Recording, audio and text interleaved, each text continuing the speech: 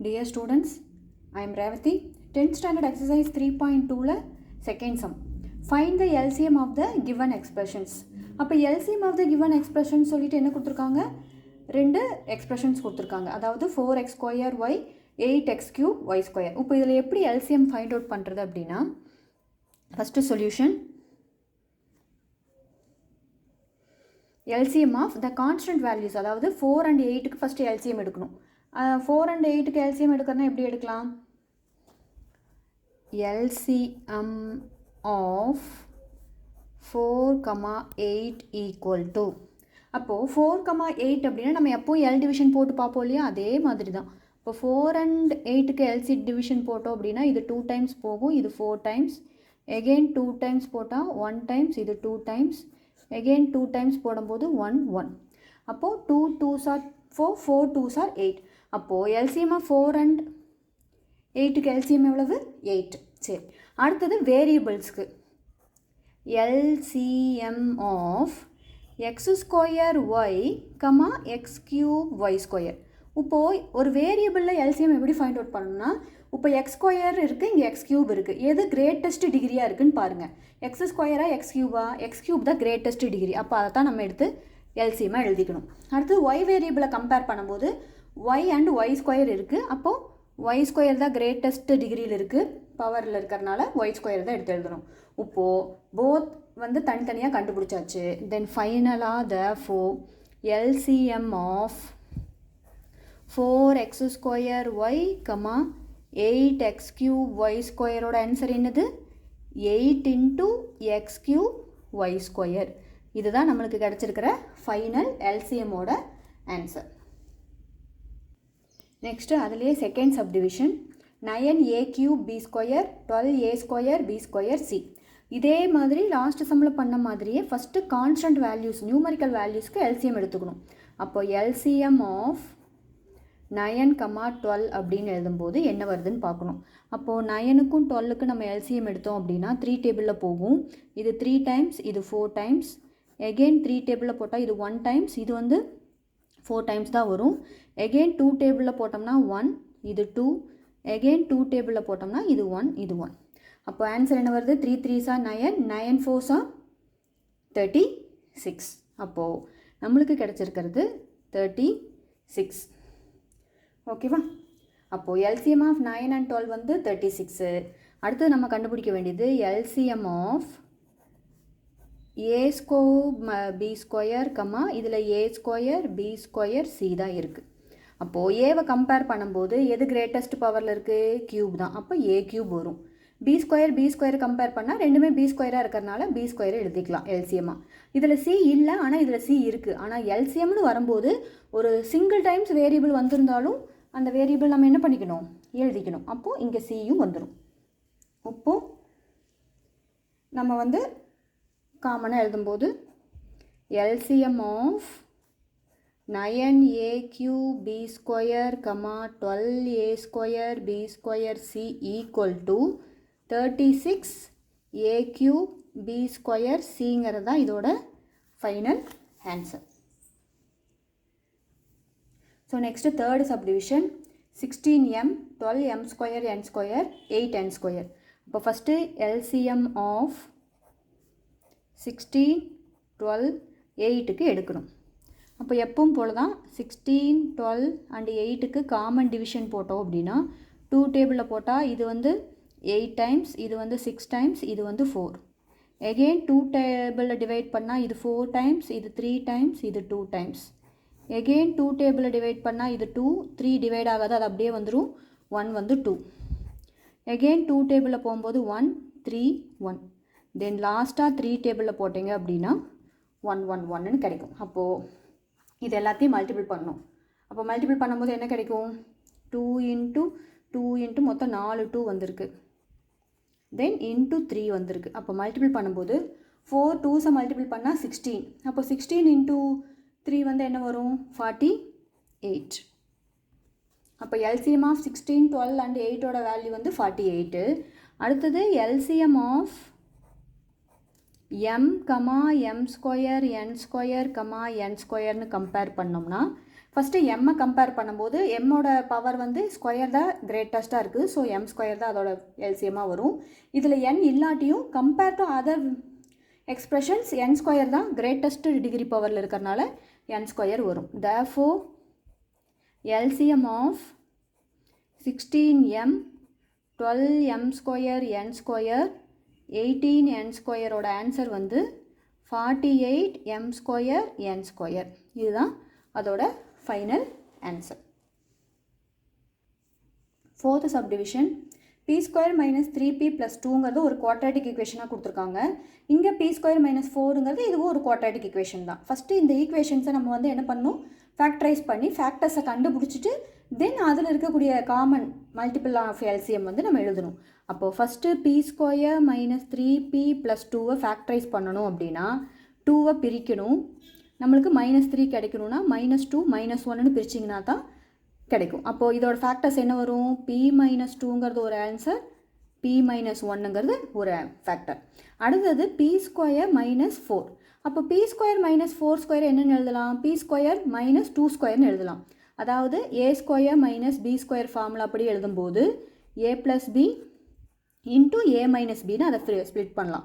அப்போ இதை எப்படி ஸ்ப்ளிட் பண்ணுவீங்க, p மைனஸ் 2 p ப்ளஸ் 2. ஓகேவா? இப்போது கம்பேர் தீஸ் டூ ஃபேக்டர்ஸ் பார்த்தீங்க அப்படின்னா இங்கேயும் p மைனஸ் 2 இருக்குது, இங்கேயும் p மைனஸ் 2 இருக்குது. காமனாக ஒரு தடவை எடுத்து எழுதிட்டு எக்ஸ்ட்ரா இருக்கக்கூடிய p மைனஸ் 1ம் p ப்ளஸ் 2வும் ஆன்சராக வந்துடும். அப்போ ஃபைனலாக LCM of the given number, the given expression is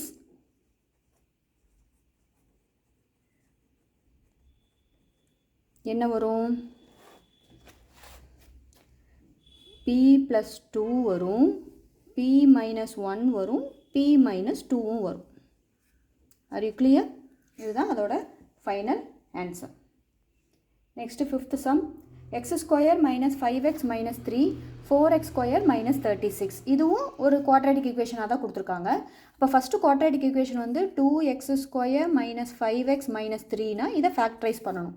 factorise எப்படி பண்ணுவீங்க, இருக்கக்கூடிய x ஸ்கொயர் கூடிய கோஎஃபிஷியன்ட் எடுத்து கான்ஸ்டன்ட் கூட மல்டிபிள் பண்ணணும். அதாவது 2 இன்ட்டு மைனஸ் 3 அப்படிங்கும்போது -6ங்கிறது ஆன்சராக கிடைக்கும். தென் -6ஐ பிரிக்கும் போது நம்மளுக்கு -5 கிடைக்கணும். அப்போ என்னென்ன வேல்யூஸ் எடுக்கலாம், 3 2s அப்படின்னு எடுத்தோம் அப்படின்னா 3 2s 6. இது ரெண்டையும் வந்து நம்ம ஆட் பண்ணால் வராது. அப்போ வேறு என்ன வேல்யூ எடுக்கலாம், 6 1s 6. 6லேருந்து 1ஐ செப்பரேட் பண்ணால் நம்மளுக்கு என்ன கிடைக்கும், -6 + 1. அப்போ 6லேருந்து 1ஐ செப்பரேட் பண்ணால் -5 கிடைக்கும், மல்டிபிள் பண்ணால் -6 கிடச்சிரும். அப்போது எழுதும்போது 2x square minus 6x plus 1x minus 3ன்னு எழுதுவோம். தென் அதை வந்து ஸ்ப்ளிட் பண்ணணும். அப்போ ஸ்ப்ளிட் பண்ணும்போது 2xஐ காமனாக வெளியே எடுக்கும்போது உள்ளே வந்து x மைனஸ் 3 இருக்கும்.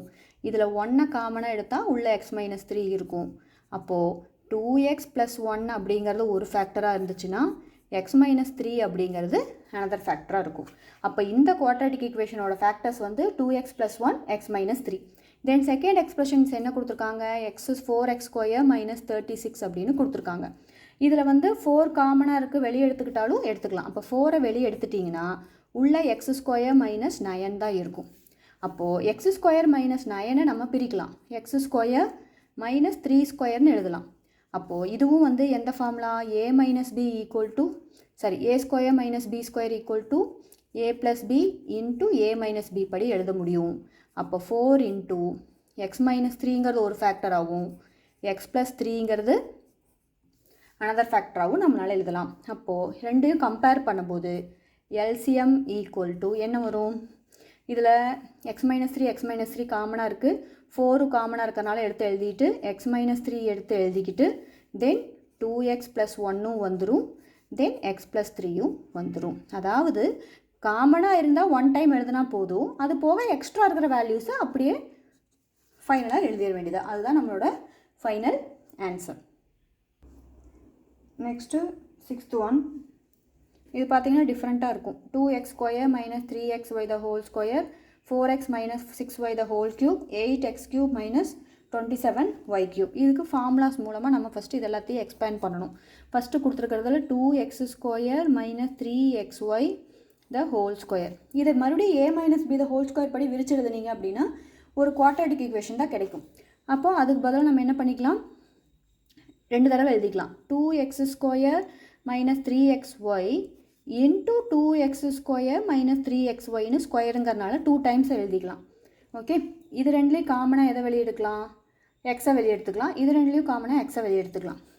தென் இங்கே எழுதும்போது 4x minus 6y the whole க்யூப்னு எழுதணும் அப்படின்னா a minus b the whole cube ஃபார்மில் அப்படி இதை விரிச்சு எழுதணும். அப்போ என்ன கிடைக்கும் நம்மளுக்கு, இப்போ இந்த வேல்யூவை நம்ம என்ன எழுதிக்கலாம்னா 3 டைம்ஸ் எழுதுகிறோன்னு வச்சுக்கோ. 4x minus 6y into 4x minus 6y into 4x minus 6yன்னு எழுதிக்கலாம். இப்போது இது ரெண்டுலேயும் காமனாக என்ன வெளியே எடுக்கலாம், 2வை வெளியே எடுத்தோம்னா உள்ள 2x மைனஸ் 3y இருக்கும். இதுலேயும் 2 காமனாக எடுத்தோம்னா 2x மைனஸ் 3y இருக்கும். இதுலேயும் 2வை காமனாக எடுத்தோம்னா 2x மைனஸ் 3y இருக்கும். அப்போது எல்லாத்தையும் மல்டிபிள் பண்ணும்போது 8 கிடைக்கும். மீதி இருக்கிறது வந்து 2x minus 3y the whole க்யூப்னு எழுதிக்கலாம். ஓகே, நெக்ஸ்ட்டு இந்த டேர்ம் என்ன கொடுத்துருக்காங்க, 8x cube minus 27y cube.